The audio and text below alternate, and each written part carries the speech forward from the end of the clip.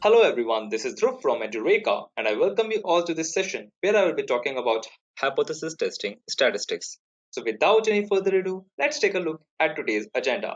So we will start this session by first having an introduction to hypothesis testing. Then we will also understand what are null and alternate hypotheses. And then we will also understand the methods used in hypothesis testing, like critical value method and p-value method. Moving ahead, we will also understand the types of errors which can occur under hypothesis testing. And then we will look at the case study on Flipkart. And finally, we will then look at the industry demonstration with a demo by using multiple tests which are used in the industry for demonstrating hypothesis testing. Before we begin, do consider subscribing to our YouTube channel and hit the bell icon to stay updated on trending technologies. And also, if you are interested in online training certification in data science as well as statistics, check out the link given in the description box below. So first, let's have an introduction to hypothesis testing. So the first question which might arise in your mind is, what is a hypothesis? So let's understand this with an example. Like few years ago, if you remember, Maggi noodles were banned, which is a product of a Nestle company, on the claim that it has excess amount of lead in it. So the government regulatory body, which says that there cannot be more than 2.5 ppm of the lead in any food product, has conducted a test on a sample of Maggi noodles and found that there was an excess lead in Maggi noodles. So what happened is, you can see here like the lead content. So the lead content should be less than 2.5 ppm as per the government regulatory bodies. So what happens is, suppose if like the manufacturer, like which is the Nestle, which produces 1 million packets of Maggi noodles every day, you cannot actually do a survey on that. What they did is, they did a survey on 10,000 packets of Maggi noodles, and that's how they found out that there is excess lead in Maggi noodles. So this is how it becomes a claim, by extracting a sample through a very big population, because the government regulatory body cannot do test on all the packets of Maggi noodles. So they extracted out a small sample out of a very big population and they made a test out of it. And that's how they reached to a conclusion. That's how they claim that Maggi noodles contain excess lead. So the process of extracting out a sample from big population and conducting a test on it is called hypothesis. I hope it's clear now. We can also look at another example, like a survey being conducted on Edureka employees. The average commute time of an Edureka employee to reach office from home and then going back to the office comes out to be 35 minutes on average. But it's an average, means there are employees which are taking time as 10 minutes also, some are taking time as 50 minutes also, 1 hour also, some are taking just 30 minutes, 40 minutes also. So we found out that we conducted a survey on 100 Edureka employees and we found out the average commute time to be 35 minutes. So this becomes a claim. This is the status quo. So this is how the hypothesis is being formulated. Now let's understand what is hypothesis testing. So if you conduct a test on this hypothesis, that's what hypothesis testing is. So hypothesis testing, if I frame it, it becomes hypothesis testing is like used to confirm your conclusion about the population. Through hypothesis testing, you can determine whether there is enough evidence to conclude if the hypothesis about the population parameter is true or not. Now let's understand the null and alternate hypothesis. So we will understand this with an example of criminal trial. So suppose there is an accused which has done some crime, and now judge has to decide whether he has done the crime or he has not done the crime. So there are like now two hypotheses you can see. The first hypothesis is that accused is innocent, he hasn't done the crime, and the second is that the accused has done the crime and he is guilty. So you can see here like there are two opposite hypotheses here. So the first one is null hypothesis, denoted as H naught, which is a prevailing belief about the population. It states that there is no change or there is no difference in the status quo, means there is no difference in the situation, according to which the accused is innocent and he is just a member of the society and he hasn't done anything wrong. Now, second one is the alternate hypothesis, denoted as H1, which is a claim that opposes the null hypothesis, which means the accused is innocent, which brings a change in the situation, a difference in the situation. Now, if you remember the older example which I gave you of Maggi noodles, now the status quo here is, if you remember, the null hypothesis here is that the lead in the food product, means in the Maggi noodles, does not exceed the maximum limit. That is, it does not exceed the 2.5 ppm. And the alternate hypothesis will be lead in the Maggi noodles does exceed the 2.5 ppm limit. That is the maximum limit. Now, if you remember the example of Edureka employee, the survey done on Edureka employees for reaching the office and coming back from the office to their respective homes, means the average commute time, which is taken by them, is 35 minutes. But suppose now the claim is after some research or survey, we found out that it's taking more than 35 minutes. So now can you please tell me which one is the null hypothesis will be in this situation? Like I will give you the option. So the first option is like employees take an average commute time of 35 minutes, and option B is employees take more than 35 minutes. So you can pause this video right now and you can answer the question in the comment section below. Now you see the outcome of the communal trial example is like the null hypothesis accused is innocent, and alternate hypothesis is that the accused is not innocent. So if you see here, the rejection of null hypothesis will be like guilty because that is status quo, there is no change. But if you reject the status quo, which means the accused is guilty. And the second is failure to reject the null hypothesis, which means the accused is not guilty, which means like we don't have the enough evidence to reject the null hypothesis. But remember this thing that in any way, there cannot be a situation where you accept the null hypothesis. The only situation is you don't have enough evidence to reject the null hypothesis. Now we have to understand this important concept, that is formulation of null and alternate hypothesis. So now we will understand how to formulate null and alternate hypothesis. So if your claim statement has words like at least, at most, less than, or greater than, you cannot formulate the null hypothesis just from the claim statement, because it's not necessary that the claim is about the status quo, means always about the status quo. So you can use the following rule to formulate the null and alternate hypothesis. So the null hypothesis always has the following signs like equal to, or smaller than equals to, or greater than equals to. And the alternate hypothesis always has the following signs like not equal to, or greater than, or lesser than. Keep that in mind. This is a very important thing. Now let's see an example of Flipkart. Suppose Flipkart claimed that its total valuation in December 2020 was at least $20 billion. Here, the claim contains greater than equals to sign. So the null hypothesis is the original claim. The hypothesis in this case can be formulated as like you can see here, total valuation greater than equals to $20 billion, which is null hypothesis, and total valuation is smaller than is $20 billion. You can understand the difference between the signs. I have told you the signs which are used in null hypothesis and alternate hypothesis. You can see the equal sign is there and there is no equal sign in alternate hypothesis.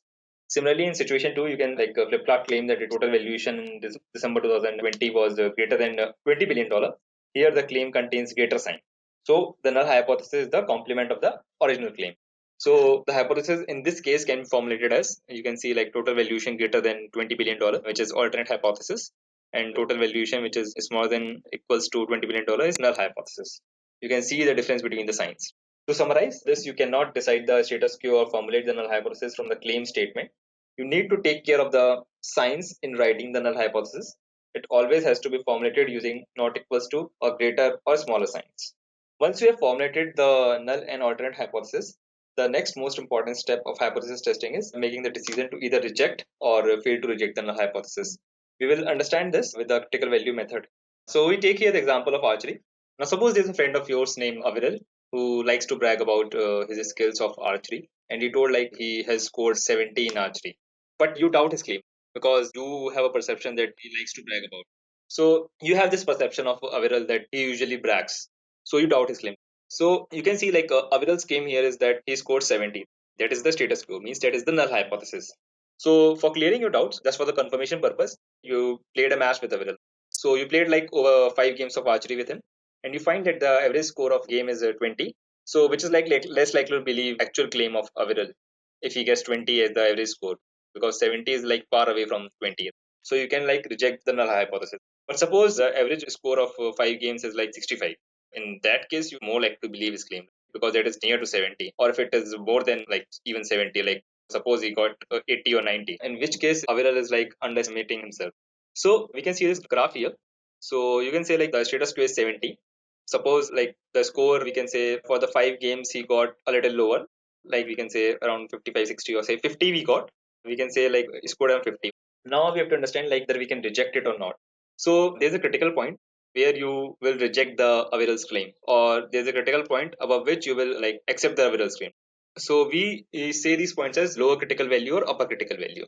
Like suppose if it is 50 or it is 55 or it is until 45, we can say, just for example purpose I'm saying, not for definitive purpose. If the score is 45 or 50 around, so we say like we can actually believe Aviral. But and if it is lower than that, we can say like he was just bragging. Or if he gets the value around like 80 or 90, which is more than 70. So if that is the value, then we'll also like accept the Aviral's claim. We can also say that he might be underestimating himself. So can see this graph, first one. In this, see like if whatever the score comes out and red score is come under lower critical value. Suppose you believe like if he gets only 60, below than that you feel like he's just bragging. So he got 50, which comes under lower critical value. So we say that Aviral actually like was just bragging. And suppose you can say like he got around 80 score.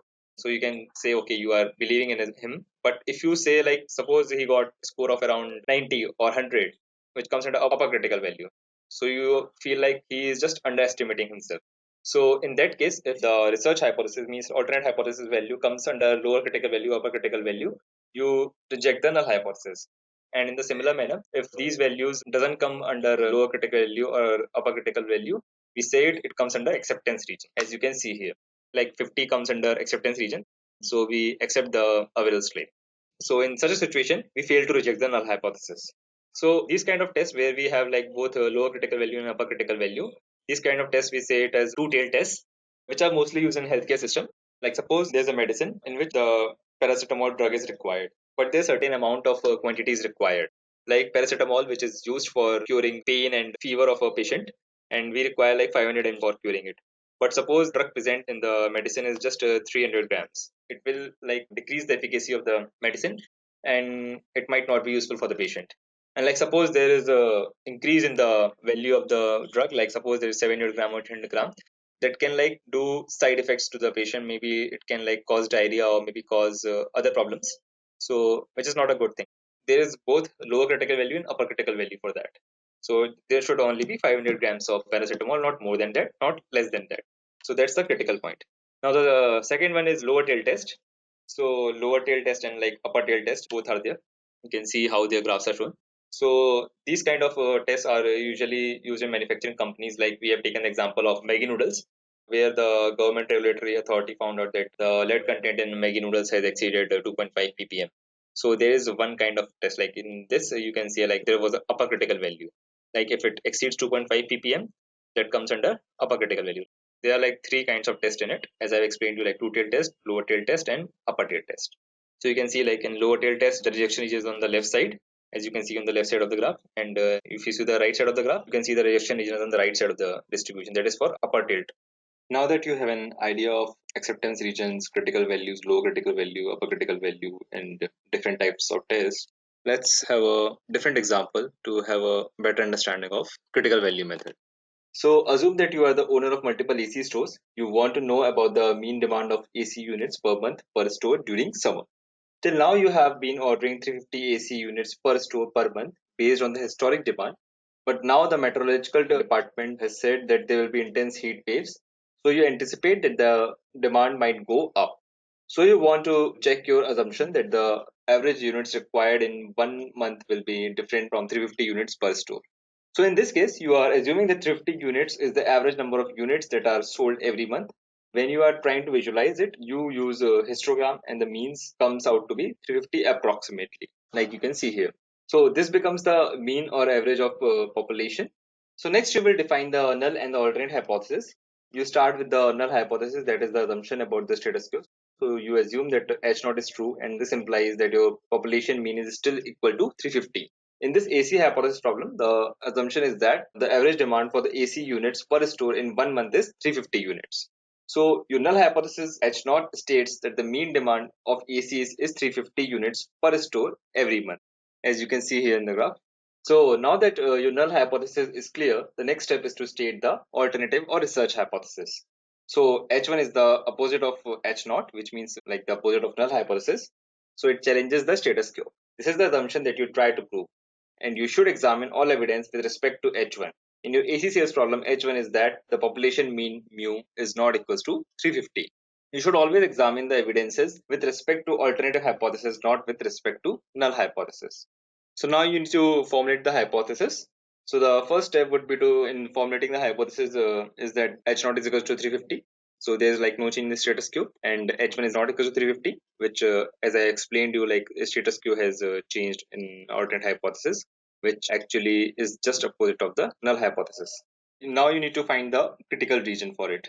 Suppose like the sample mean is very far away from 350. Suppose it's around 600.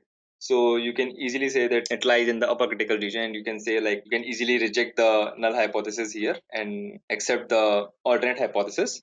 Like you can say that the sales is increased. And suppose if sample mean is not very far away, it's like very near to the 350, like you can say like it's around 355. If you say 355, then it's like sample mean is very close to 350. So you cannot reject the null hypothesis, but you also like can't accept, of course. So further statistical evidence we will see for it, and then we will decide what we need to go for. So for that we need to do the sampling distribution of the X bar. So as you're working on samples, you will compute the standard error. The standard error can be calculated as standard deviation by square root of number of samples. So you calculate the standard error because you want to know is the value 370.16 has significant distance from the mean 350. So the null hypothesis can be rejected. Now we have the normal distribution of sample means with a mean of 350, and we have the standard error, or we can say that sample standard deviation, which is 15. So now we have to find the critical value through it. So to find the critical value, you need to first specify the probability of an error happening, and we need to keep this in mind. The probability of an error happening should be the least. So suppose you find out the critical value to be 380. So it's like if you get the sales of more than 380, you can easily reject the null hypothesis. So we can take the significance error value, that is alpha, to be 0.05, which is normally taken as 0.05 only. So we can say through this that the percentage of error happening is 5% only. For 95% of the time, the condition will be right. Means like for 5% of the case, when the you will reject the null hypothesis, when null hypothesis will be actually true, and for 95% of the cases that will be acceptance region. So it's like we fail to reject the null hypothesis in 95% of the cases when it is actually true. So the error won't take place in 95% of the time. So here you can see like there is a lower critical region, upper critical region. There is a ZC value we have to find out for it. So as it's 5% means 0.05. So that will be like divided into half for lower critical region and for half for upper critical region. So for upper critical value, you find it by subtracting it from 1 for area under this curve, which comes out to be 0.975. Then we have to find the Z score for it. That can be found out through this table. Like if you see horizontally and vertically, 0.9750, horizontally it is 1.9 and vertically it is 0.06. So if you add, it comes out to be 1.96. So then you calculate the critical value, like upper critical value and low critical value from the value of ZC.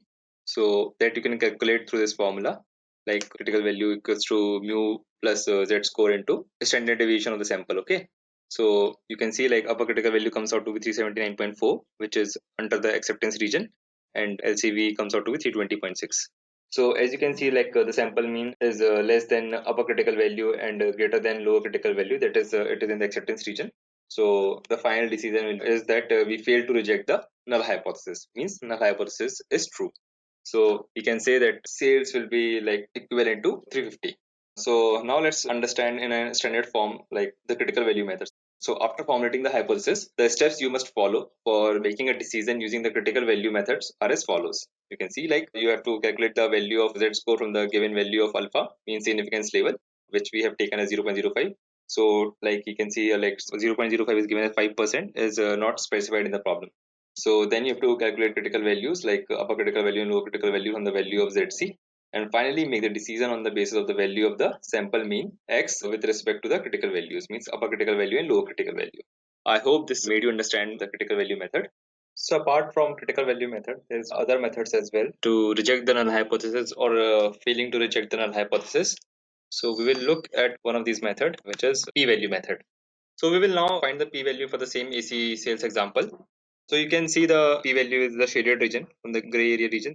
So we have to find the like for 370.16 of mean, p-value will be like for like greater than the 370.16. So we need to find the p-value for the Z score 1.34. So if we look for Z table, you can see like the value will be for 0.9099. You can see how horizontally it has been plotted and how vertically it has been plotted for 1.3 and 0.04. We have find the value to be 0.9099. So now for calculating the p-value, we will subtract 0.9099 from 1. So it will come out to be 0.0901. And just because it's a two-tailed test, so we will multiply it by 2 and we get the value as 0.1802, that is 18.02%. And now, so if you see the significance level, which was 0.05, that is 5%. So you can see like p-value is higher than the significance level.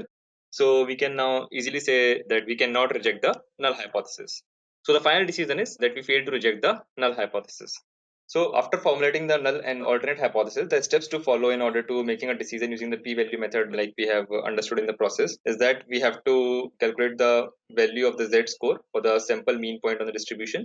Then we need to calculate the p-value from the cumulative probability for the given z score using the z table. So, and the third step is to finally make a decision on the basis of the p-value, like multiply it by 2 for a two-tailed test with respect to the given value of alpha, means the significance value. So, by comparing that, we have reached the final conclusion. I hope this made you understand that the p-value method as well, how we can use it for rejecting null hypothesis and for failing to reject the null hypothesis. Now let's understand the types of errors in hypothesis testing which can occur. So the first type of error which can occur in hypothesis testing, we call it as type 1 error, which occurs when the null hypothesis is actually true and we reject it.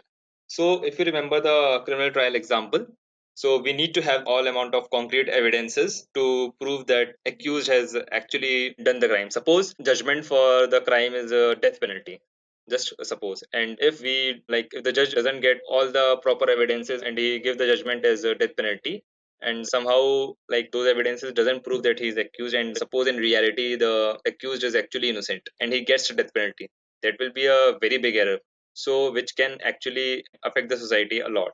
So that's the, I mean, say the density of type 1 error. So we need to keep that in mind, that we need to have concrete evidences to support our alternate hypothesis. So we don't have to reject null hypothesis like that. We need to have proper concrete evidences for it. So then there is a second kind of error, which is a type 2 error, which occurs when the null hypothesis is actually false, but we still fail to reject it. So like type 1 error is denoted by alpha, and the type 2 error is being denoted by beta. So in the same criminal trial example, suppose the accused has actually done the crime. He is actually a criminal, but we don't have enough evidences to prove that he has done the crime. So that will lead to type 2 error, because that person can actually, like the criminal can actually again go and do several other crimes, and which can be harmful for the society. That is also like a very grave situation. So these are, you can say, the types of error we can take place in hypothesis testing, type 1 and type 2 error. I hope you have understood this concept of errors as well. So now that you have a conceptual understanding of hypothesis testing, let's see a case study of Flipkart and how hypothesis testing can be applied in like real-time business and e-commerce business. So let's first have a business understanding and understand the problem statement as well. So in this entire demonstration, you will be looking at an important business metric used in the e-commerce industry, that is the click-through rate, popularly known as CTR. So this is a very important business metric, especially for the businesses that have a website presence or a application presence. So on this metric, we will be making claims and hypotheses and then test them using the concepts that we learned previously. Before getting into hypothesis testing part, let's understand what CTR means and how specifically we are like going to use it in this demonstration. So click-through rate is a pretty generic yet important term in the online marketing industry.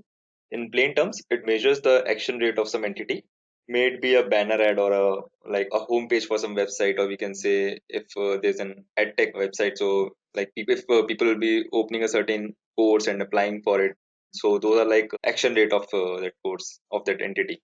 So now let's understand how the search through rate or CTR can be defined in the search context. So in the case of online search, the CTR is the proportion of searches that was successful when you are trying to compute the search CTR. The relevant formula for it can be given as like total number of successful searches by total number of searches. So what are the successful searches? So I will give you an example for search CTR through Flipkart only. So if you search for, like, we can search for machine learning books. This is the like normal search we are doing, and these are the results. And if I go open a particular search into it, so that becomes a successful search. So now let's get introduced to the industry problem statement that we are going to solve in this entire case study.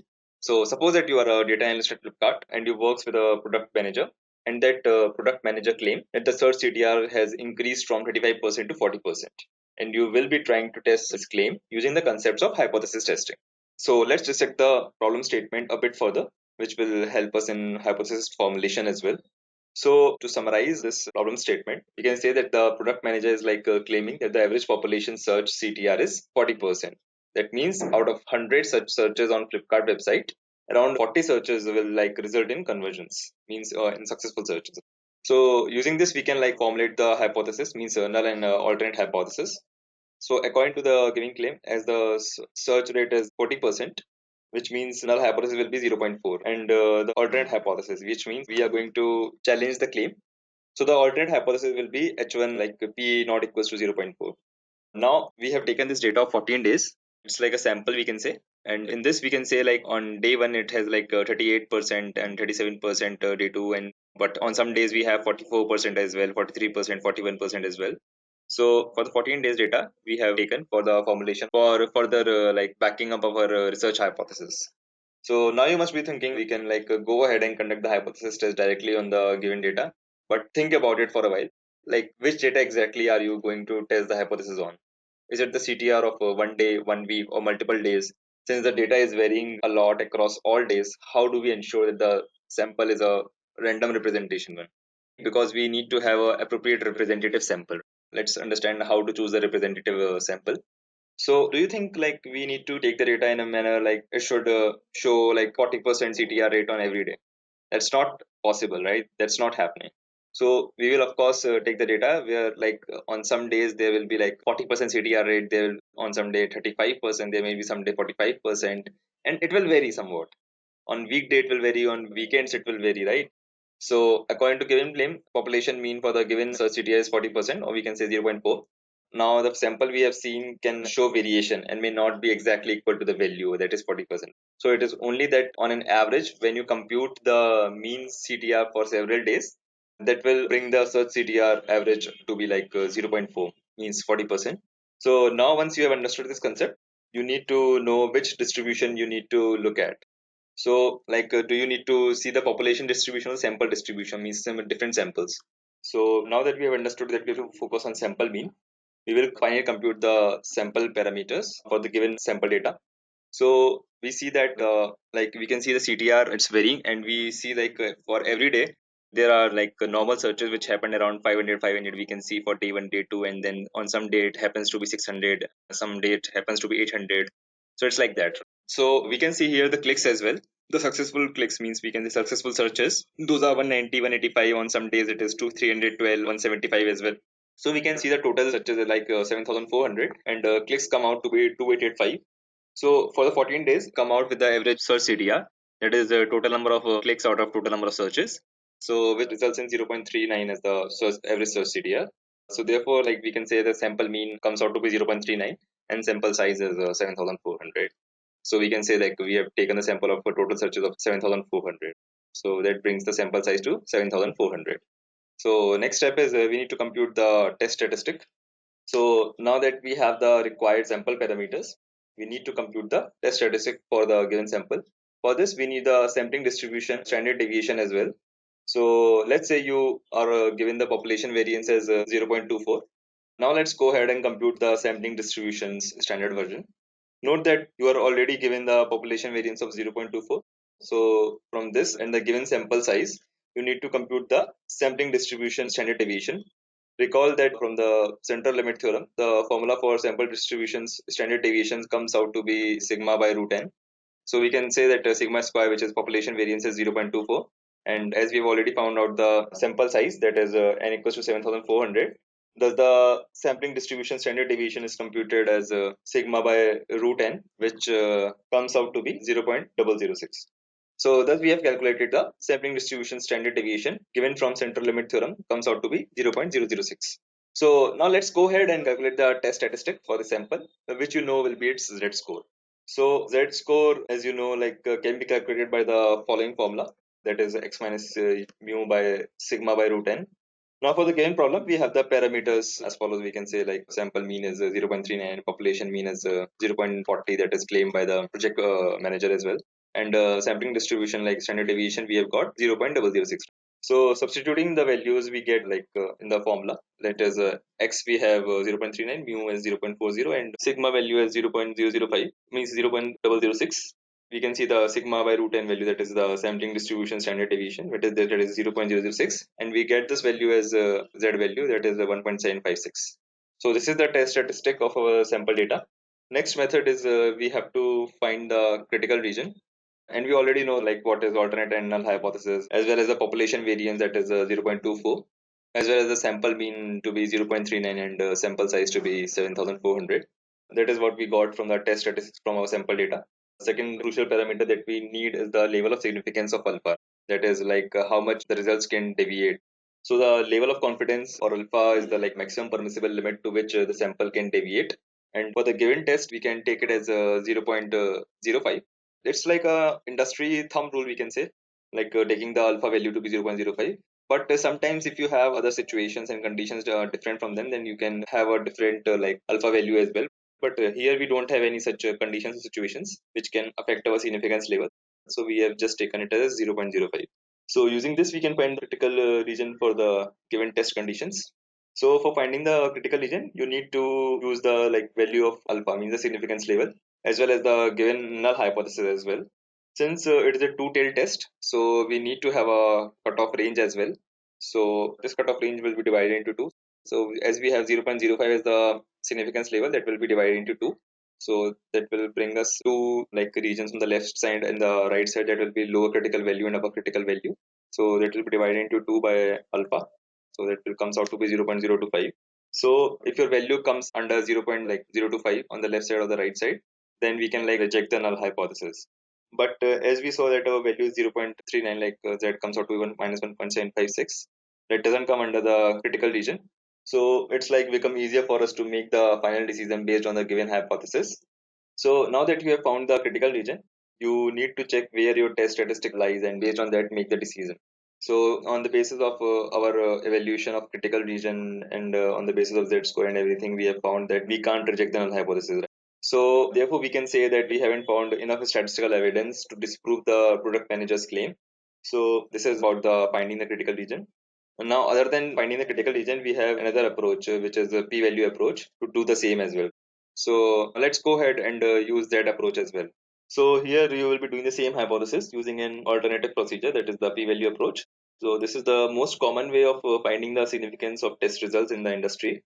So technically, p-value is the probability of observing values which are similar to more extreme than the observed value, given that the null hypothesis is true. This metric also enables us to determine whether the given test statistic gives us sufficient evidence to reject or fail to reject the null hypothesis. So let's go ahead and use this approach as well. So when you compute the p-value, you sort of followed an opposite route to the original critical value route. So as we know that p-value approach is more extreme approach of getting the sufficient evidence for rejecting or failing to reject the null hypothesis.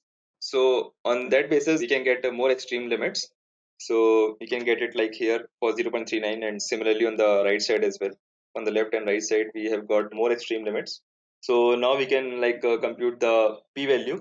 So for computing the probability corresponding to the given Z score, that is minus 1.756, we get the p-value as a 0.039. Since this is a two-tailed test, you multiply this value with 2 and obtain the p-value as 0.079. Now, since the value is greater than the given level of significance, you fail to reject the null hypothesis. To summarize, the p-value approach also gives us the same result as the critical value approach, which is that either both will reject the null hypothesis or fail to reject the null hypothesis. So with this, we come to the same conclusion as of critical value approach, that we have still don't have proper evidences, proper sufficient evidences to reject the project manager's claims of click-through rate being increased to 40%. Now that we have learned about the basic concepts of hypothesis testing, and we have learned how to formulate the hypothesis and then make a decision through either the critical value method or through the p-value method. So we will now learn how hypothesis testing is used in the industry, and how the concepts which we have learned till now form an important foundation of useful industry concepts. So let's start. So till now we have done critical value method and p-value method, and both of them comes under z-test. But what if I tell you that we won't be able to apply them practically, when we are working in the industry? It happens because if you know the formula, if you remember the formula, it is because the formula for standard error is population standard deviation sigma by square root of sample size n. And in most of the cases, when we handling the situation practically, we don't have the population standard deviation. So we won't be able to calculate the standard error. So how will we calculate the hypothesis? So here comes the t-test. Before understanding t-test, first let's understand t-distribution. So if you see t-distribution's graph is actually very similar to normal distribution. Like you can see here, the normal distribution graph in blue and the t-distribution graph in red. The only difference is t-distribution graph is shorter and a little flatter. So we can say t-distribution is very similar to normal distribution in many cases. For example, like it is symmetrical about its central tendency. However, it is shorter than the normal distribution and has a flatter tail, which would eventually mean that it has a larger standard deviation. And at a sample size beyond 30, the t distribution becomes approximately equal to the normal distribution. So each t distribution is distinguished by what statisticians call degree of freedom, which are related to the sample size of the data set. If your sample size is n, the degrees of freedom for the corresponding t distribution is n plus 1. For example, if your sample size is 10, you use t distribution with 10 minus 1 or 9 degrees of freedom, you can say, denoted as t9, t base 9. Okay. So smaller sample size have flatter t distributions than larger sample sizes. And as you may expect, the larger the sample size is and the larger the degree of freedom. So for example, if your sample size is 10, you use a t distribution with 10 minus 1 or say 9 degrees of freedom. So smaller sample sizes have flatter t distributions than larger sample sizes. And as you may expect, the larger the sample size is and the larger the degree of freedom, the more the t distribution looks like a standard normal distribution, or we can say the z distribution. So now the question is when t distribution is used. So the most important use of the t distribution is that you can approximate the value of the standard deviation of the population sigma from the sample standard deviation s. However, as the sample size increases more than 30, the t value tends to be equal to the z value. Thus, if you want to summarize the decision making in a flow chart, it will look like this. So if you look at how the method of making a decision changes if you are using the sample standard deviation instead of the populations. So if you recall the critical value method, the first step is like calculate the value of ZC from given value of alpha, that is significance level, take it as 5% if not specified in the problem. So to find ZC, you would use the T table instead of the Z table. The T table contains values of ZC from a degree of freedom and value of alpha, which is significance level. So ZC in this case can also be called as T statistic. So practically you would not need to refer to the Z or the table when doing hypothesis testing in the industry. Going forward, when you need to do hypothesis testing and demonstrations of Excel or we can say of R programming, you would use the term t-test since that is mostly performed in the industry. So all calculations and results of a t-test are same as the z-test whenever the sample size is greater than 30. Now the next one is two sample mean test. So two sample mean test are divided into two types, that is a two sample mean test paired and two sample mean test unpaired. So two sample mean test paired is used when your sample observations are from the same individual or object. During this test, you are testing the same subject twice. For example, if you are testing a new drug, you would need to compare the sample before and after the drug is taken to see if the results are different. And similarly for two sample mean test unpaired, which is used when your sample observations are independent. During this test, you are not testing the same subject twice. For example, if you are testing a new drug, you would compare its effectiveness to the that of the standard available drug. So you would take a sample of patients who consume the new drug and compare it to those who consume the standard drug. So we will do a test for it. We can do it in Excel. So Excel is like very heavily used in industry. So this is the data set we have. So we will be performing the t-tests, multiple kind of t-tests in Excel. So Excel is like heavily used in industry for hypothesis testing. So first we can see the one sample mean test.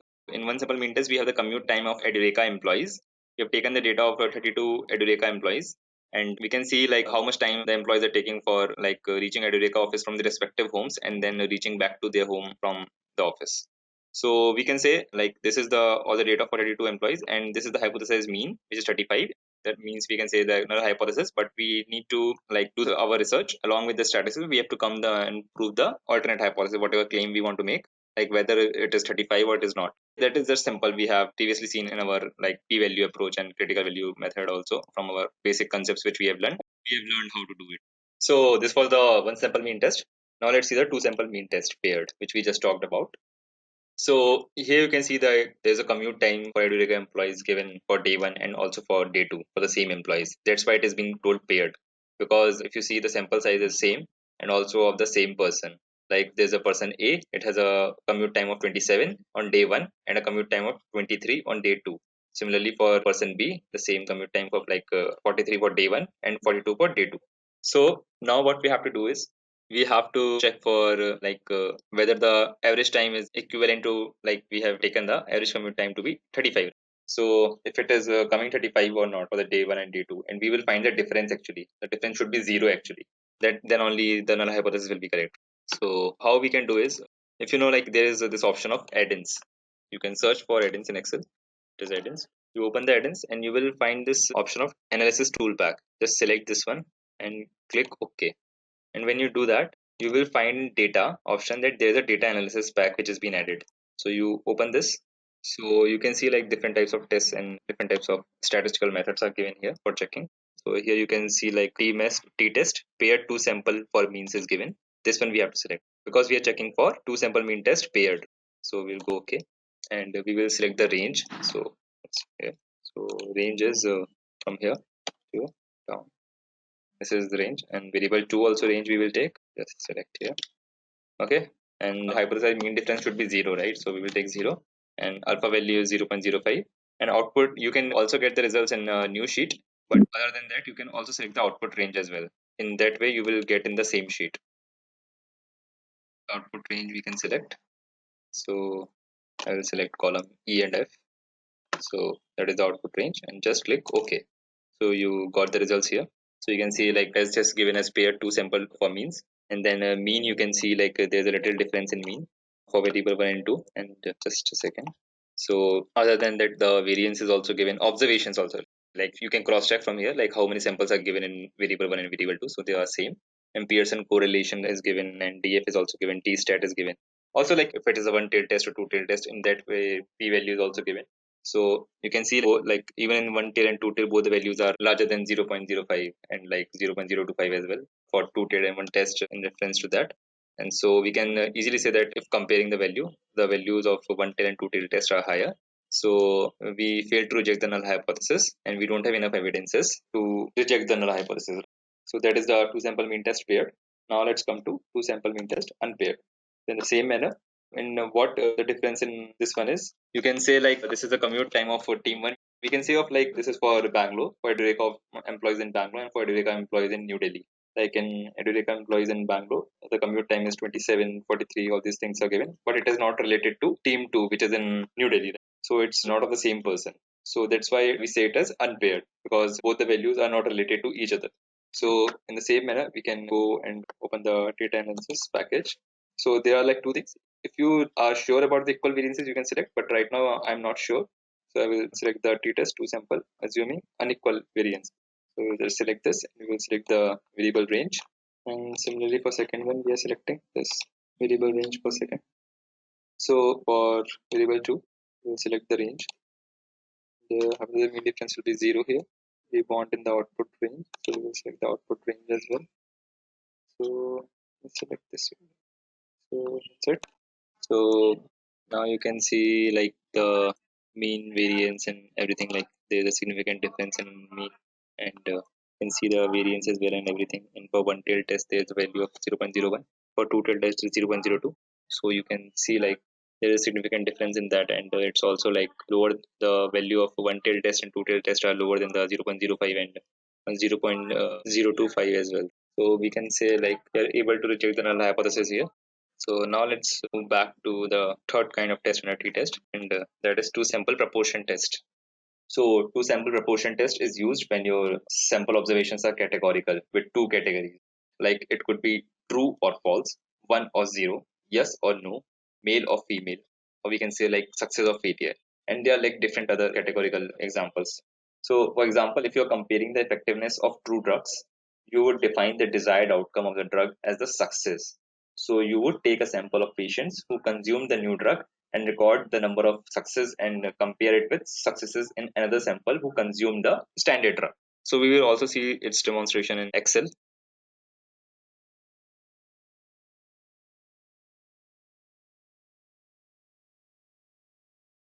So this is the data for two sample proportion test we are going to take. Here you can say like commute time for day 1 is given and commute time for day 2 is given. And then we have converted that into categorical data.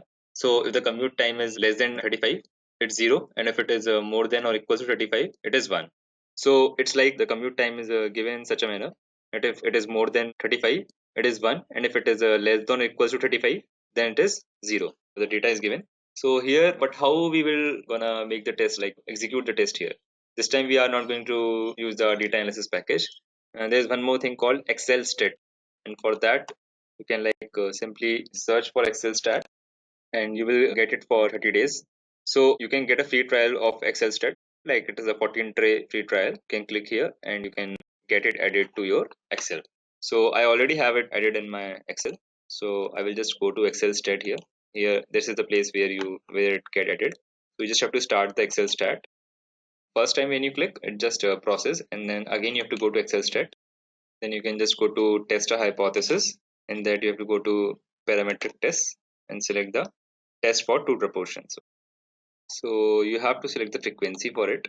Just a second. We'll just cross it. We will first select the frequency. We will first check the frequency for it. So same data for. So here you can see the frequency is 15 and the total sample size is 32. And in this one, frequency is 20 and the total sample size is 32. So we'll again go to parametric test, two proportions, and we can now give the frequency, right? So it is just 15 and this is 32 sample size. This is 20, sample size is 32. We can also select the proportion as well, but we will be selecting the frequencies only, not proportions. So because it's easier. So and again we can select the range for it. So we will just select the range. And you can select in this manner. The range has been selected. Other than that, you can go to the options, and here the hypothesize reference will be 0, significance level will be that, and variance will be there. And in this we have to select the proportion 1 minus proportion 2 is not equals to 3, that is the null hypothesis. So we will just select OK. So now you can see we got the results. So you can see the frequency is 1 is to 15, sample size 1 is to 32, frequency everything is given, sample size 2 is in the same frequency and the same sample size, same minute is given. Also if you want to run again with a different frequency, that also you can run, that's not a problem. So if you want to change the alpha value in the significance level, you can change that and again run, and you can see the difference is given. So we see that the p-value is 0.309, which is larger than 0.05. So it is the answer is also given there. The difference between the proportion is equals to 0, and the difference between the proportion is different from 0. That is the alternate hypothesis. But as the compared p-value is greater than the significance level, so we cannot reject the null hypothesis. So we got the answer here. So now let's move on to the next test. The next test is A/B testing. So A/B testing is a direct industry application of the two sample proportion test sample. While developing an e-commerce website, there could be different opinions about the choices of various elements, such as the shape of buttons, the text on the call to action buttons, or the colors of various UI elements, or we can say the copy on the website, or numerous other such things. So often the choice of these elements is very subjective and is difficult to predict which option would perform better. So to resolve such conflicts, you can use A/B testing. So A/B testing provides a way for you to test two different versions of the same elements and see which one performs better. So A/B testing is entirely based on the two sample proportion test. The two sample proportion test is used when you want to compare the proportions of two different samples. You can use various tools to conduct A/B testing like R or Optimizely, etc. So, but here we will be doing the same A/B testing in Excel. You can use various tools to conduct A/B testing like Optimizely, Excel, etc. So let's see an example of A/B testing. If you know, there's this media company, gaming company, Electronic Arts. So when Electronic Arts, a successful media company, released a new version of one of its most popular games, the company wanted to get it right, which is the SimCity 5 game. So if you see the homepage for SimCity 5, a simulation game that allows players to construct and run their own cities, would undoubtedly do well in terms of sales. So Electronic Arts wanted to capitalize on its popularity. So according to HubSpot, Electronic Arts relied on A/B testing to get its slide page for SimCity 5 just right. So the desire behind this A/B testing example revolved around improving sales. So Electronic Arts wanted to maximize revenue from the game immediately upon its release, as well as through pre-sales efforts. So these days people can buy and download games immediately. The digital revolution has made those plastic encased CDs nearly obsolete, especially since companies like Electronic Arts promoted digital downloads. It's less expensive for the company as well, and more convenient for the consumer. So however, sometimes the smallest things can influence conversions. Electronic Arts wanted to A/B test different versions of its sales page to identify how it could increase sales exponentially. So I'm highlighting this particular A/B testing example because it shows how a hypothesis and conventional wisdom can blow up in your faces. So for instances, most marketers assume that advertising incentive will result in increased sales. That's often the case, but not this time. So the original version of the pre-order page, which you can see here, has offered 20% off on a future purchase for anyone who bought SimCity 5. And you can see the option B. So which is the variation which is like created afterwards. The variation, if you see, like has eliminated the pre-order incentive. Like you can see here, the pre-order incentive is given, and here there's no pre-order incentive. So as it turns out, like the variations performed more than actually 40% better. Means option B performed 40% better than the control version, means the original version. So avid fans of SimCity 5 weren't interested in an incentive. So they just wanted to buy the game. As a result of the A/B test, half of the game sales were digital. So do you understand why it works? So the A/B test for Electronic Arts revealed important information about the game's audiences. Like many people who play a popular game like SimCity don't play any other games. They like this particular franchise. Consequently, the 20% off offer didn't resonate with them. If you make assumptions about your target audience, you will eventually get it wrong. So human behavior is like difficult to understand even without hard data. So you need A/B testing to generate data on which you can rely. So let's now demonstrate A/B testing also on the same Excel file. We have the data set already. So we will just go to A/B testing data. So you can see the data is given here for control group and variable group. So we can say like this is for our Edureka website only, for example. So like someone has reached our website and has opened the course, and if that person registers the application, so that is where we give them as a 1, and who haven't registered, we give them a 0. That is how it is being labeled. That's how we have labeled the data. Whoever has registered, it's 1, and whoever has not registered but has opened the course, we have labeled it as 0. Let's now check the results for both of them. So let's go to Excel stat, and same visualizing data we can open, not the visualizing. So test a hypothesis, and we can go to parametric tests, and we can do the same test for two proportions. So first let's check the frequency of it.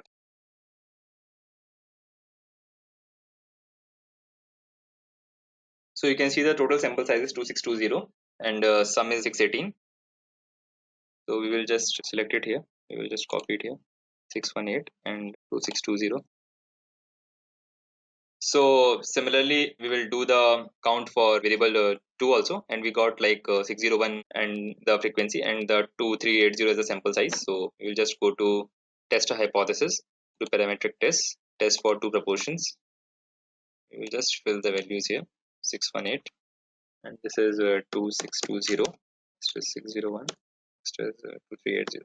Select the frequency, and then we will select the range as well, select this range, and other than that we will go to options, and for this one we will select the proportion 1 minus proportion 2 is smaller than d, which is lesser than 35. That is our null hypothesis, and everything is same like 0 and significance table 5, and then we will just give okay. So results will be here soon. So yeah, as I am using the Excel stat trial version, so it is showing like to use the trial version. So yeah, so you can see here is like test for two proportions we have done, which is the AV test, but you can see like the frequency and everything is given here. Frequencies you can see like 601 out of 2380, and so if you calculate it in percentage for the variable 1, that is for control group, there's a 23% success, and for the sample size 2, which is like variable group, for that the success rate is 25%. So we found the variance also, like continuity correction, everything is there, data is given, and like 95% confidence interval on the difference between the opportunities we have got. And you can see like the p value is 0.091, which is like the and alpha value is 0.05. So we see like p value is greater than alpha value. So the answer is like we cannot like reject the null hypothesis because like p value is greater. So that's how the A/B testing is done. So now we are like done with all the testings, and we have completed the industry demonstration as well. So we have also understood all the concepts of hypothesis testing, and we have also implemented them on like with the relevance of industry, whatever the test is being conducted in industry. Of those kind of test also we have conducted. I hope the concepts of hypothesis testing are now clear to you. With this, we come to the end of today's session of hypothesis testing statistics. I hope you had a great time learning and understanding about it. And if you have any doubts, please feel free to leave them down in the comment section below. Until next time, thank you. I hope you have enjoyed listening to this video. Please be kind enough to like it, and you can comment any of your doubts and queries, and we will reply them at the earliest. Do look out for more videos in our playlist and subscribe to Edureka channel to learn more. Happy learning!